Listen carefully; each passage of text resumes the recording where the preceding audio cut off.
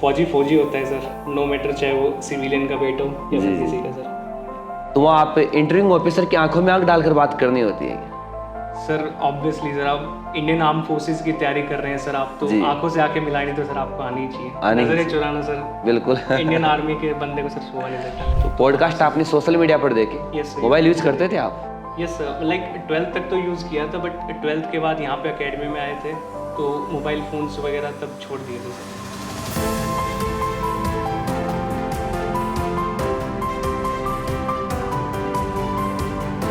नमस्कार, Prince Andy academy Sikar से मैं प्रकाश बीचर।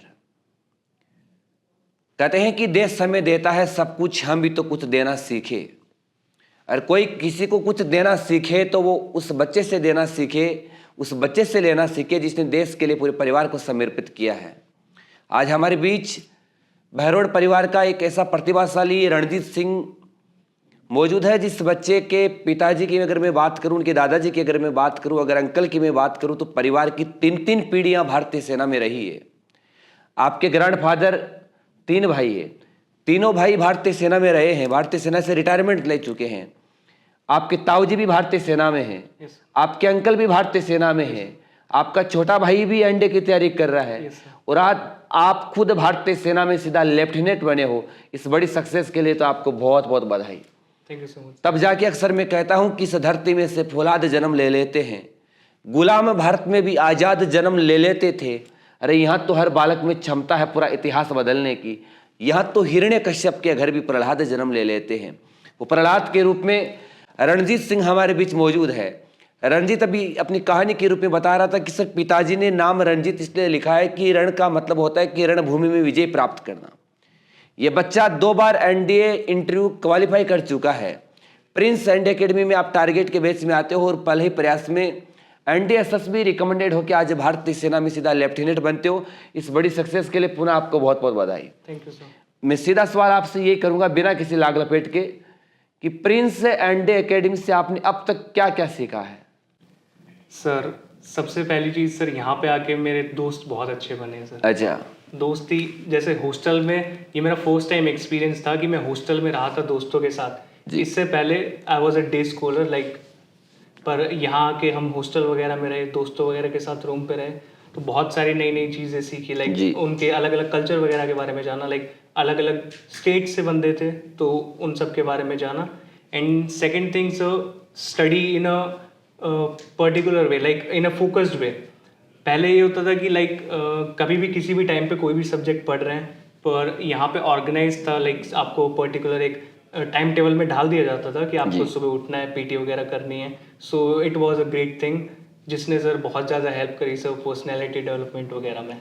एंड सर यहाँ का मैनेजमेंट सर बहुत कोऑपरेटिव है सर, बिल्कुल। मुझे लिटरली बहुत कोऑपरेट किया है सर। प्रिंस एनडीए में जाने वाला प्रत्येक स्टूडेंट हर तरीके से संतुलित होना चाहिए। Yes, क्योंकि वहाँ पर भी इस प्रकार के बच्चों की डिमांड रहती है कि हमारे पास ऐसा बालक है जो होलिस्टिक डेवलपमेंट की थीम पर काम कर चुका है। बॉडी लैंग्वेज भी मैटर करते, तमाम चीज़ें वहाँ मैटर करती हैं। तो आपको वहाँ पर अपने आप को जब रिप्रेजेंट किया तो क्या पहले ही बार आपने अच्छे से पेश कर लिया अपने आप को?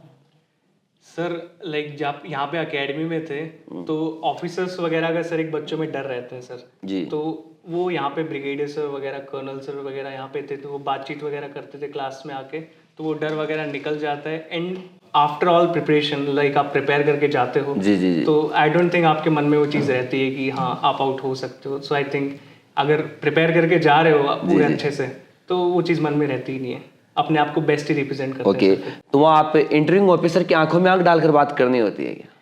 सर ऑब्वियसली सर, आप इंडियन आर्म फोर्सेस की तैयारी कर रहे हैं सर, आप तो जी। आंखों से आंखें मिलानी तो सर आपको आनी ही चाहिए। आनी ही नजरें चाहिए। चुराना सर बिल्कुल। इंडियन आर्मी के बंदे को सर छुआ नहीं सकता। मतलब तो मैं इस बात की मैं ज़रूर जानकारी चाहूँगा। एक ऐसा परिवार जिस परिवार की 3 पीढ़ियाँ भारतीय सेना में रही है और चौथी पीढ़ी का भी बालक भारतीय सेना में जाना चाहता है, वजह क्या है? सर बचपन से ही सर पापा वगैरह को देखा, दादा वगैरह को देखा, लाइक उन्होंने डिसिप्लिन लाइफ वगैरह जी। एंड सर बचपन में ही जब मैं 2-3 साल का था तभी से कैंट एरिया में हम रहे थे। अच्छा। तो सर कैंट एरिया का माहौल पूरा एक अलग ही रहता है सर, वहाँ पे इतने कोऑपरेटिव लोग रहते हैं। सब आपस में शाम को पार्क वगैरह में घूमते, तो मतलब बहुत अच्छी चीज़ है सर। तो पहली चीज़ तो ये, पापा यूनिफॉर्म वगैरह प्रेस करते थे एंड बूट्स वगैरह पॉलिश करते थे, एंड जब वो पार्क में पहन तो के सिविल जाते आदमी थे, भी तो घूम सकता है। बट सर कैंट एरिया की सर वो हवा सर वो अलग ही रहती जी है जी सर। जी जी जी। एंड सर पापा जब वो यूनिफॉर्म वगैरह पहन के जाते थे तो सर वो लगता था, उनको देख के सर गूज़बम्स आते थे कि हाँ इस जगह तो जाना ही जाना बिल्कुल, है। शुरू से ही परिवार में हमेशा देश प्रेम की बातें होती थी। यस सर, एंड घर में भी लाइक वही एक आर्मी यूनिफॉर्म वाली स्मेल होती है ना, अच्छा, तो वही रहती वो है। रहती थी सर।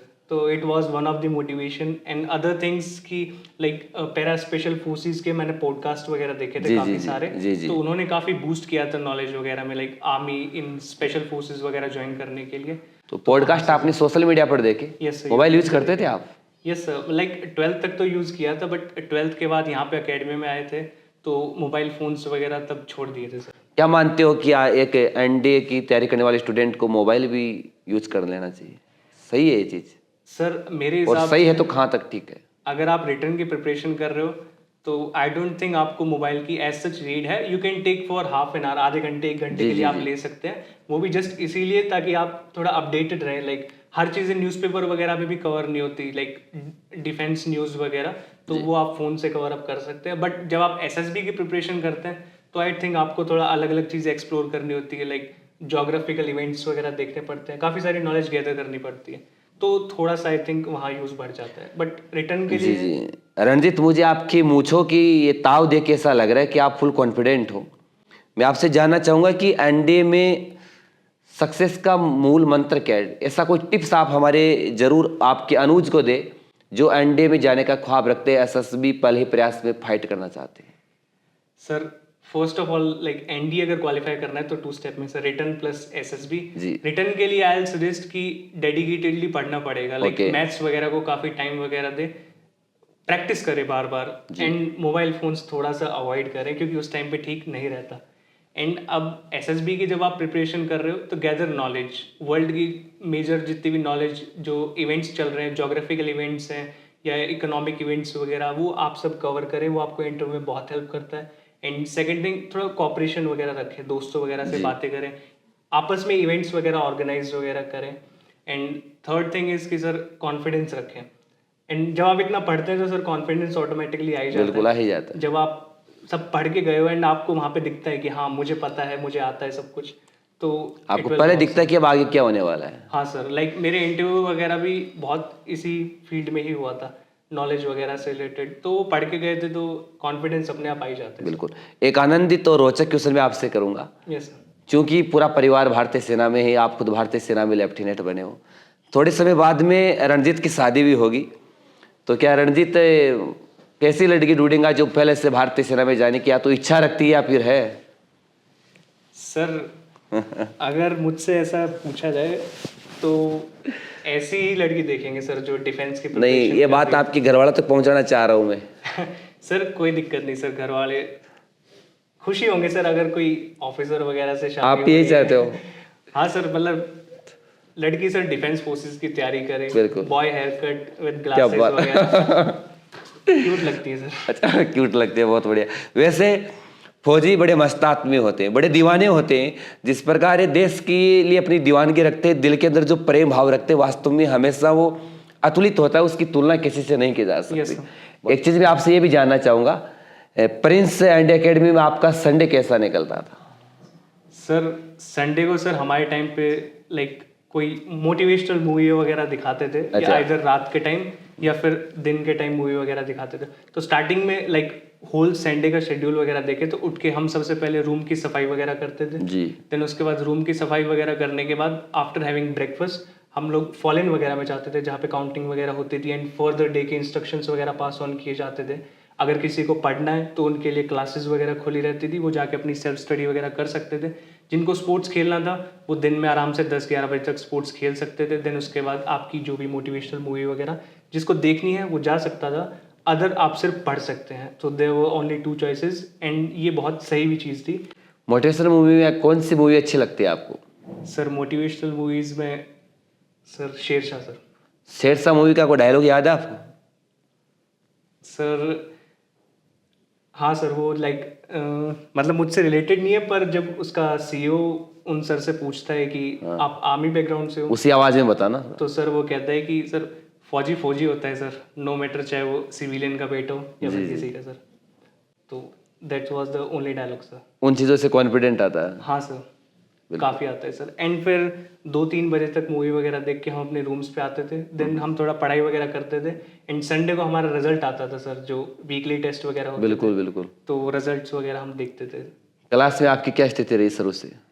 सर क्लास में I was one of the top students sir, हमेशा टॉप 5 टॉप 2 हमेशा रहा हूँ मैं, तो पढ़ाई में अच्छा था सर। तो रणजीत तब आने वाले समय में प्रिंस एंडे सैनिक एकेडमी को कितना मिस करने वाला है? सर मैं तो अभी से ही बहुत मिस कर रहा हूँ सर। तो क्या यहाँ कोई दीवाने छोड़ रखे हैं क्या पहले से?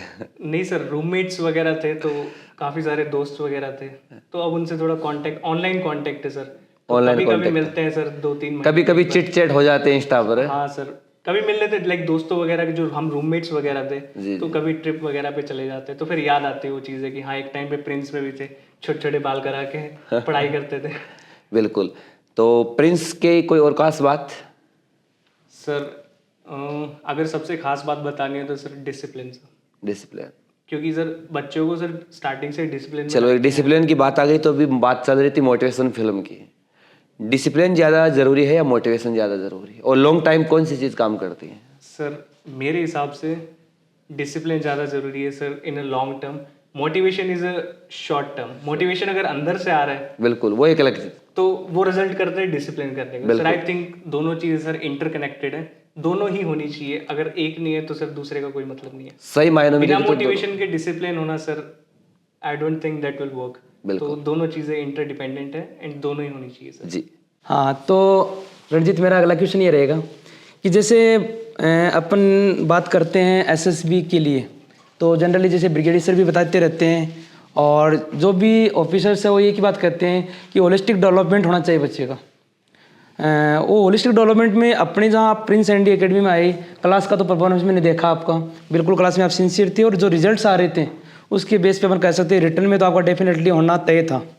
लेकिन जो सुबह 5 बजे से आपका रूटीन स्टार्ट होता है अपने एनडीए में और रात को 11 बजे तक चलता है, इस पूरे रूटीन में वो क्या क्या एक्टिविटीज़ होती है जिससे आपने देखा कि ये रियल में मेरी पर्सनैलिटी को ग्रूम कर रही है एसएसबी के लिए? तो वो एक बार मुझे सुबह 5 बजे से लेकर रात को 11 बजे तक का रूटीन बताइए। सर सबसे पहले तो सुबह 5 बजे हमें उठा दिया जाता था। हम तो खुद ही उठ जाते थे सर, हम थोड़ा पहले उठ जाते थे ताकि थोड़ा रिवाइज कर सकें। तो हम दोस्तों वगैरह का ग्रुप था तो हम ऐसे पढ़ते थे। देन उसके बाद हम फ्रेशन अप होके सर पीटी ग्राउंड वगैरह में जाते थे, जिससे फिजिकल एक्सरसाइज वगैरह पीटी वगैरह हमारी होती थी। That result in physical development. तो उसके बाद सर अपने ब्रेकफास्ट वगैरह करके हम क्लासेस वगैरह में जाते थे। देन क्लासेस सर हमारे लाइक जैसे एनडीए में मैथ्स की वेटेज है, like maths is very important for NDA. तो मैथ्स के हमारे 2-3 क्लासेस होती थी एंड उस पर ज़्यादा फोकस भी किया जाता था। देन उसके बाद English which is very important for SSB also, तो उसकी भी 2 क्लासेस वगैरह करवा दी जाती थी। तो उससे बहुत फ़ायदा हुआ है क्योंकि sir majority 500 marks out of 900 यही कवर कर लेते हैं। तो अगर इन्हीं में ही काफ़ी अच्छे से प्रिपेयर करवा रहे हैं एंड बाकी सब्जेक्ट भी सर करवाते ही थे, तो रिटर्न की प्रिपरेशन बहुत अच्छे नहीं, रिटर्न आपका डेफिनेटली अच्छा था, बट अभी अपन फोकस कर रहे हैं एसएसबी को लेके, क्योंकि अभी जो अपना बच्चा आ रहा है वो मैं देख रहा हूँ रिटर्न में बहुत अच्छे मार्क्स लेके आ रहा है। जो अपने यहाँ पे टेस्ट सीरीज चल रही है उनके जो मार्क्स है वो 700 प्लस तक जा रहे हैं। बट प्रॉब्लम ये आ रही है कि मैं देख रहा हूँ जैसे इस बार भी अपने 189 बच्चे रिकमेंड रिटर्न क्लियर किया था, फिर वो जब एसएसबी में जा रहे हैं बहुत सारे बच्चे स्क्रीन आउट हो रहे हैं, कॉन्फ्रेंस आउट हो रहे हैं। तो उनको एक मैसेज देना है कि आप पैरेलल स्टडी के साथ में आप एसएसबी को कैसे पैरेलली लेके जाओगे, हाँ, ताकि आप फाइनली रिकमेंड हो जाओ, क्योंकि ये एक दिन का काम नहीं है, एक महीने का काम नहीं है, तो इसको पैरेलल चलाना है। तो ये आप बताइए कि आप जो एक्टिविटीज़ कर रहे हैं उनमें ये एसएसबी के लिए कहाँ चीज़ें छुपी हुई है ताकि बच्चे उसको पॉलिश कर सके और अपने आप में ग्रूम कर सके। सर फर्स्ट ऑफ ऑल सबसे पहली चीज़ तो जैसे बच्चों का रिटर्न क्लियर हो जाता है तो वो सर थोड़ा हवा में आ जाते हैं कि हाँ रिटर्न वगैरह हो गया, तो प्रिपरेशन पे इतना ध्यान दे नहीं पाते। बिल्कुल बिल्कुल। सो फर्स्ट एडवाइस की अगर आपका रिटर्न क्लियर हो गया you are just 1 step up. अभी आपको एसएसबी वगैरह में भी जाना है तो आप बिना कोई ज़्यादा हवा में उड़े सीरियसनेस के साथ एसएसबी वगैरह की प्रिपरेशन करें। एंड अगर रिटर्न के साथ आपको प्रिपरेशन करनी है, first thing is current affairs. I think SSB में करंट अफेयर्स काफ़ी मैटर्स करते हैं. लाइक पीपल से कि करंट अफेयर ज़्यादा मैटर नहीं करते, but I think sir current affair do matters. Like मेरे इंटरव्यू में भी मोस्टली करंट अफेयर्स के क्वेश्चंस वगैरह थे. एंड करंट अफेयर से सर कॉन्फिडेंस आता है. लाइक एसएसबी में जीडी वगैरह ग्रुप डिस्कशंस वगैरह, तो वहाँ से कॉन्फिडेंस आता है. तो रिटर्न के साथ साथ आप न्यूज़पेपर वगैरह हम मेरे को प्रोवाइड कर देते थे सर. रिटर्न के टाइम पे हमें न्यूज़पेपर वगैरह प्रोवाइड हो जाते थे, तो हम वो रीड कर लेते थे, जिससे कॉन्फिडेंस वगैरह आता था. एंड सेकेंड थिंग इज़ कि सर अगर सुबह पीटी वगैरह कर रहे हैं तो आपका फिजिकल वगैरह भी आप फिट रहते हैं, लाइक जीटीओ टास्क वगैरह में आपको प्रॉब्लम वगैरह नहीं आती. एंड आप बीच बीच में ब्रिगेडियर्स हो, कर्नल्स से इंटरेक्ट करते रहते हैं, तो आपकी इंटरव्यू की झिझक थोड़ी कम हो जाती है सर. तो आई थिंक ये 3 चीज़ें होनी चाहिए. एंड अपार्ट फ्रॉम डेट मेरे हिसाब से आपको ज़्यादा इन्वॉल्व नहीं होना चाहिए एसएसबी में. थोड़ा मतलब अपने आप को ऊपर से देखें, अपने आपको होलिस्टिक डेवलपमेंट करना है सर, पूरा डेवलपमेंट करना है. तो आप ज़्यादा इन्वॉल्व ना होके तीनों चीज़ों पे बराबर फोकस करें. लाइक मनसा वाचा एंड करना, तीनों चीज़ों पे फोकस करें, नॉट ऑन अ पर्टिकुलर. आपने फिजिकल स्ट्रेंथ का बताया, इसके अलावा आपने करंट अफेयर का बताया, बराबर ऑफिसर से इंटरेक्शन का भी आपने बताया. इसके अलावा जैसे आपने देखा पूरे साल में यहाँ अदर अलग अलग एक्टिविटीज़ होती है, जैसे स्पोर्ट्स मीट हो गया अपना, इसके अलावा एनुअल फंक्शन है, और भी काफ़ी सारी एक्टिविटीज़ होती है. तो उनमें स्टूडेंट्स को किस तरह से कौन से रोल में पार्टिसिपेट करना चाहिए, जिससे कहीं ना कहीं वो आपके एसएसबी में यूज़ होती है? सर मेरे हिसाब से जैसे अपने स्पोर्ट्स मीट वगैरह होती है, this is one of the best thing. Like आप स्पोर्ट्स वगैरह में पार्टिसिपेट करते हैं तो आपका जो फैक्टर 4 होता है, एसएसबी में सर फैक्टर्स में डिवाइडेड होता है, तो आपके जैसे सोशल फैक्टर्स वगैरह का काफ़ी डेवलपमेंट होता है. लाइक अडेप्टिवनेस वगैरह आती है, सोशली आप इंटरेक्ट करते हो टीम के साथ, टीम में कैसे खेलना है, उन सब का आपको पता चलता है. एंड सेकंड थिंग इज़ कि स्पोर्ट्स वगैरह से सर फिजिकल स्ट्रेंथ वगैरह डेवलप होती है. तो कोई पर्टिकुलर स्पोर्ट्स होता है इसके लिए, या फिर कोई भी गेम हो सकता है? सर कोई भी गेम चलते हैं सर, गेम तो गेम होता है. तो सर, कोई आपका भी क्या गेम फेवरेट गेम था यहाँ पे? सर मैं तो जनरली सर एथलीट वगैरह में इन्वॉल्व था. And volleyball sir, these two. पर लाइक एथलीट में sprint races, high jump, long jump, and वैसे वॉलीबॉल सर. ओके ओके, तो ये स्पोर्ट्स मीट का हो गया. इसके अलावा और जैसे कि जैसे आपका सुबह प्रेयर असेंबली में जनरली बच्चों को आगे मौका दिया जाता है, कभी न्यूज़ रीडिंग का मौका है, इसके अलावा कुछ पर्टिकुलर टॉपिक्स पे बोलना होता है, तो उसके बारे में आप बच्चों को क्या बताना चाहेंगी, मतलब कैसे वो उनके लिए हेल्पफुल हो सकते हैं? सो फर्स्ट ऑफ ऑल अगर आप ऐसे स्टेज पे चढ़ के बोलते हो तो फर्स्ट थिंग इज़ कि आपका डर निकलता है सर. काफ़ी बच्चों को सर स्टेज फोबिया होता है. बिल्कुल. वो लाइक बोल नहीं पाते पब्लिक स्पेसिस पे या 4-5 लोगों के सामने, तो उनका स्टेज फोबिया निकलता है, first thing. Second thing is कि जब वो कुछ तैयार करते हैं तो वो नॉलेज गेन करते हैं, फिर उनको धीरे धीरे लगता है कि हाँ मतलब इंटरेस्ट आने लगता है. मुझे भी सर ऐसे ही इंटरेस्ट आने लगा था. लाइक पहले मुझे हिस्ट्री वगैरह नहीं पसंद थी, पर जब धीरे धीरे चीज़ें पढ़नी स्टार्ट की तो इंटरेस्ट आने लग गया. And now it is one of my favourite subject.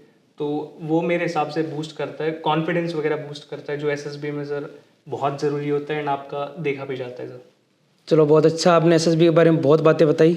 एक मैं रिटर्न के बारे में थोड़ा सा पूछना चाहूँगा कि चलो आप मैथ्स में बहुत अच्छे हैं, आपका स्कोर मैथ्स में हमेशा अच्छा रहा है, लेकिन जो बच्चे मैथ्स में एवरेज होते हैं, तो एवरेज बच्चे को एटलीस्ट 100 मार्क्स तो लाने होते हैं, तो वो बच्चा जैसे मैथ्स में एवरेज का मतलब ये हो गया कि साइंस का बच्चा एवरेज है, तो उसको मतलब कहाँ कैसे वह करना चाहिए कि वो ओवरऑल स्कोर 500 प्लस 600 प्लस तक लेके चला जाए? तो कौन कौन सी पॉसिबिलिटीज़ हैं या कौन कौन से सब्जेक्ट्स हैं जहाँ से वो अपना स्कोर इंक्रीज कर सकता है? सर जैसे हमारे था, तो सर हमारे टाइम पे तो सर पवन सर ही थे जिन्होंने सर थोड़ा मतलब एग्ज़ाम ओरिएंटेड पढ़ाया था. Sir I think it is one of the best thing. आप अगर आपके पास टाइम कम है या फिर आप मैथ्स में वीक हैं, तो आप चैप्टर्स मत करिए, आप टॉपिक वाइज करिए. आप प्रीवियस ईयर एनडीए के क्वेश्चंस उठाइए. मोस्टली क्वेश्चंस का पैटर्न सेम होता है. वी हैव 120 क्वेश्चंस मैथमेटिक्स में, जिसमें से हमें सिर्फ 40 ही करने हैं. तो अगर आप 2 क्वेश्चन छोड़ के 1 क्वेश्चन अटैम्प्ट करोगे तो भी आराम से हो जाएगा. हमारा ऐसा था कि मैंने सेलेक्टेड टॉपिक्स, टाइम कम था तो इसलिए हमने सेलेक्टेड टॉपिक्स किए. एंड कुछ क्वेश्चंस वगैरह रहते हैं सर, जैसे रैंक वगैरह का क्वेश्चन हो गया, तो उस सर ने हमें सर काफ़ी सारे ये बता दिए थे, तो वो डायरेक्टली सॉल्व हो गए थे. ज़्यादा सर पेपर में कुछ बच्चे क्या होते हैं सर, हार्ड क्वेश्चंस वगैरह में उसी में इन्वॉल्व हो जाते हैं, वो टाइम भी चला जाता है एंड दिमाग में टेंशन भी हो जाती है. तो अब आप कहना चाहते हैं टाइम मैनेजमेंट? हाँ, time management. And sir paper कैसे अटेम्प्ट करना है. बहुत बच्चे ऐसे होते हैं जो क्वेश्चंस कर लेते हैं. Like one of my friend, उसकी मैथ्स बहुत अच्छी है, बट सर लास्ट में लाइक पेपर मैनेजमेंट नहीं हो पाया, तो लास्ट के कुछ क्वेश्चंस छूट गए, इसीलिए वो रिटर्न में नहीं कर पाया. बट इस बार जब वो मैनेजमेंट के साथ करेगा लाइक बहुत रिलैक्स वे में कि हाँ ये क्वेश्चन 10 सेकंड में 20 सेकंड में हो रहा है तो उसको किया, बाकी ये लेंदी है छोड़ा, धीरे धीरे करके ऐसे आगे बढ़े, पेपर में 2-3 टाइम्स गो थ्रू करें एंड आराम से निकल जाएगा सर, क्योंकि अराउंड 27 to 30% बहुत ईजी क्वेश्चन आते हैं जो आप इजीली अटेम्प्ट कर सकते हैं। तो ये तो पर्टिकुलर मैथ्स के बारे में हो गया। इसके अलावा जो जीएटी पोर्शन है 600 मार्क्स का वेटेज है, उसके बारे में बताइए एक बार। सो आउट ऑफ 600 से 200 इज ऑफ इंग्लिश, जिसमें से इंग्लिश की तो सर आप आराम से कर सकते हैं, लाइक जंबल वर्ड्स वगैरह हैं या फिर सेंटेंस रीअरेंजमेंट वगैरह आ जाते हैं तो वो तो आप अटेम्प्ट कर ही सकते हैं। English is all on yours, आप कितनी वो कैप पढ़ सकते हैं। लाइक हमारी जो बुकलेट प्रिंस ने दी थी 768 वर्ड्स के समथिंग, वो हमने पूरी देख ली थी एंड मोस्टली उसी में से ही वर्ड्स आ गए थे, like out of 20 14 to 15 words उसी में ही फंस गए थे एंड ये बहुत होता है इंग्लिश में स्कोर करने के लिए। सेकेंड थिंग इज़ कि science, talking of science, like I am from science background, तो 11th-12th से ही मैंने साइंस अच्छे से पढ़ी है तो उसने मेरे को बहुत हेल्प किया। एंड एनडीए में सर मेरे हिसाब से लाइक 900 मार्क्स का पेपर है, कट ऑफ जाती है around 350 max to max. So I think क्या कर रहे हैं उससे ज़्यादा ज़रूरी है क्या छोड़ रहे हैं, क्या छोड़ रहे हैं। बिल्कुल। तो लाइक मैं बायोलॉजी में अच्छा नहीं था तो सर मैंने बायोलॉजी पूरी ही स्किप कर दी थी, लाइक 10th तक पढ़ ली थी, थोड़ी वही पढ़ ली थी लाइक सेल वगैरह के चैप्टर्स, तो उनसे क्वेश्चंस आए, लाइक अगर 6 क्वेश्चंस आ रहे हैं तो 3-4 क्वेश्चंस बना लिए, बाकी के 3-4 क्वेश्चंस के लिए एक्स्ट्रा पढ़ना आई don't think it's worth it. आप वो टाइम मैथ्स एंड इंग्लिश वगैरह में यूटिलाइज कर सकते हैं। And if someone is from arts तो वो हिस्ट्री, जियोपॉलिटी, इकोनॉमी की नॉलेज उसे होगी तो वो वाला पोर्शन वो हैंडल कर सकता है। एंड साइंस में आप टॉपिक्स वगैरह प्रिपेयर कर लीजिए जिससे रिटर्न में स्कोर अच्छा हो जाएगा। चलो बहुत अच्छा, आपने बच्चों को रिटर्न के बारे में अच्छे टिप्स बताए कि आप किस तरह से एक मिनिमम टाइम में अच्छा स्कोर ला सकते हैं। जैसा कि आप मैथ्स के बारे में बताया, टाइम मैनेजमेंट, इसके अलावा जो जीएटी के सब्जेक्ट्स हैं, आप साइंस के स्टूडेंट हैं तो जीएटी के बारे में आपने अच्छा खासा वेटेज का पोर्शन बताया। तो मुझे लगता है कि ये जो आपने टिप्स दिए हैं वो आने वाले बच्चों के लिए डेफिनेटली बहुत अच्छे बेनिफिशियल होंगे, क्योंकि आपने पूरा एसएसबी के बारे में बताया है, पूरा रिटर्न को कैसे निकालना है। तो आई थिंक जो अभी 11th-12th के बच्चे जो प्रिपरेशन कर रहे हैं इनके लिए वीडियो बहुत ही बेनिफिशियल होने वाला है। इसके अलावा आप अपनी तरफ से कोई ऐसा मैसेज बच्चों को देना चाहें जो अभी फ़िलहाल प्रिपरेशन कर रहे हैं, चाहे वो एसएसबी से संबंधित हो, चाहे वो रिटर्न के लिए हो, या फिर आपने एक दो बार जो एसएसबी फेस किया है वहाँ पे एक ऐसी चीज़ ऑब्जर्व की है कि वो आने वाले बच्चों के लिए बेनिफिशियल हो, तो एक बार आप वो भी बताइए। सो मोस्ट इम्पॉर्टेंटली अगर पहले मैं एसएसबी के लिए बताऊँ, रिटर्न तो सर बच्चे कर लेंगे। बिल्कुल, एसएसबी के बारे में बताइए, मोस्ट इंपॉर्टेंट एसएसबी है। एसएसबी में सर लाइक मैं अपना खुद का एग्जांपल देता हूँ। मेरा चेस्ट नंबर था इस बार chest number 11 and from chest number 1 to chest number 16 हमारा इंटरव्यू डेप्यूटी प्रेसिडेंट सर ले रहे थे। तो मैंने क्या किया सर, मेरा चेस्ट नंबर 11 था, तो जो चेस्ट नंबर 1 to 10 जितने भी थे मैंने उन सब से एक एक चीज़ पूछी कि आपको इंटरव्यू में क्या पूछा गया, क्या क्या क्वेश्चंस पूछे गए, एवरीथिंग। बिल्कुल। तो उन 10 के 10 बच्चों के 10 के 10 रिव्यूज़ आए, सारे क्वेश्चंस मैंने नोट डाउन किए। उस हिसाब से मैंने अपना PIQ फॉर्म प्रिपेयर कर रखा था। तो मैंने देखा कि किस किस चीज़ें कौन कौन से क्वेश्चंस वगैरह वो पूछ सकते हैं, जनरल कौन कौन से क्वेश्चन है जो उन्होंने लाइक एक ट्रेंड होता है, कोई भी इंटरव्यू रिपीटेडली 2-3 बार सेम ही क्वेश्चन पूछ लेता है, तो वो भी मुझे दिखा कि like chest number 3 and chest number 6 से सेम क्वेश्चन पूछा गया, तो मुझसे भी एक्सपेक्ट कर सकते हैं।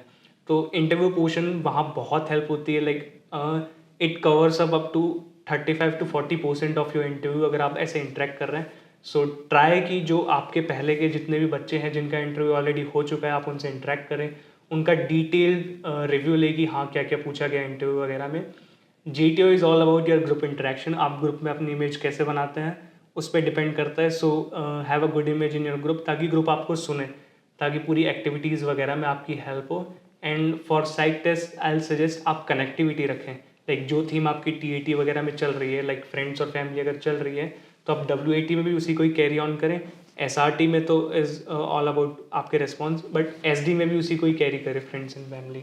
So this is the things. चलो बहुत अच्छा आपने बताया कि जिस बच्चे का नंबर 5वें 6वें नंबर पे आता है तो उसको डेफिनेटली हेल्प मिल जाती है, लेकिन मैंने देखा जनरली बच्चे ऐसा करते नहीं हैं। बट आपके पास इस बात का एक्सपीरियंस था, आपने जो पीछे क्या क्वेश्चन पूछे गए उनको आपने नोट किया, उनको एनालिसिस किया। क्योंकि जनरली देखते हैं कि जो एक इंटरव्यू ऑफिसर है वो कितनी बातें पूछ सकते हैं, तो ये उन बच्चों के लिए बेनिफिशियल होगा जिसका नंबर 8वें 9वें नंबर पे होगा। Yes sir. लेकिन जिसका पहला ही नंबर होगा उसके लिए आप क्या कहेंगे? सर जिसका पहला नंबर है सर, फर्स्ट ऑफ ऑल एक तो सर पता नहीं है कि सर किस टाइप में कौन क्वेश्चंस आएंगे, लाइक इंटरव्यू स्ट्रिक्ट है या फिर थोड़ा लीनियंट टाइप है। तो कैसे शुरुआत करें फिर? आप जाएं सर, आप फॉर्मली नॉर्मली रहें सर, लाइक वो जो क्वेश्चंस पूछे फिर आप, इट्स ऑल ऑन योर, आपने पढ़ाई कैसी करी है एंड आपके PIQ में।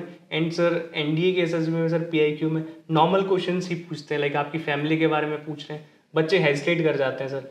अब अपने आप के बारे में बताने में सर क्या ही प्रॉब्लम सर इंग्लिश की आ जाती है सर, कई बच्चों के इंग्लिश कम्युनिकेशन वगैरह नहीं कर पाते। बिल्कुल बिल्कुल। तो आई थिंक कि PIQ वगैरह ही पूछते हैं, जो 2-4 नॉर्मल क्वेश्चन है जिनके आंसर आप नहीं कर पाए, like geography related, so simply you can tell कि so I let you know, I read about it. मतलब रट के कुछ नहीं जाना, हाँ। और पूरा कॉन्फिडेंस के साथ में अपने आप प्रेजेंट करना है। सर जो स्पोर्ट्स आपने खेला है, जिन एक्टिविटीज़ में आपने पार्टिसिपेट किया है, जिस जगह पे आप रहे हैं, उन सब के बारे में आप सारी नॉलेज गैदर करके जाएं, क्योंकि वो पूछते हैं। हाँ बिल्कुल। आपको थोड़ा सराउंडिंग्स की नॉलेज होनी चाहिए and have a good knowledge of international news. So this are the things. Okay Ranjeet, बहुत आपने अच्छा बताया बच्चों को, और आई थिंक ये बहुत बेनिफिशियल होने वाला है उन बच्चों के लिए भी जो अभी इंटरव्यू के लिए जाएंगे। तो अभी इसका समापन करते हैं। बहुत बहुत धन्यवाद। Thank you sir.